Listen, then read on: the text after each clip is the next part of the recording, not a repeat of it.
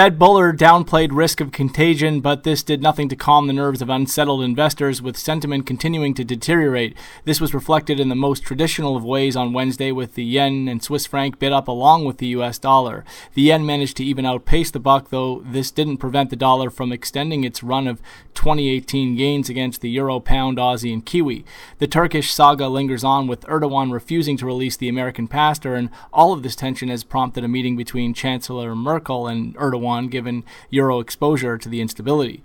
The US dollar tried to get another boost on the release of what was mostly upbeat data, though, as we have highlighted in recent weeks, economic data has taken a back seat. While it's also worth pointing out a downward revision in the US retail sales print that negated some of the positives from the above forecast headline reading. UK CPI came in mostly in line, with producer prices ticking up a bit, while Canada existing home sales were a disappointment and weighed some more on the loonie.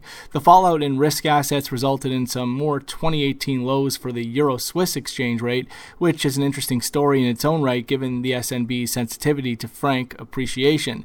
This prompted a reaction out of the central bank on Wednesday, as the SNB reminded the market that negative interest rate policy and intervention were still needed. Surprisingly, none of the risk-off flow on Wednesday had any ability to fuel demand for gold, with the commodity defying convention and extending to another yearly low.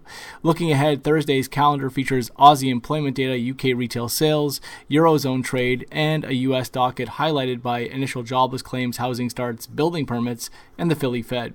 That's all for now.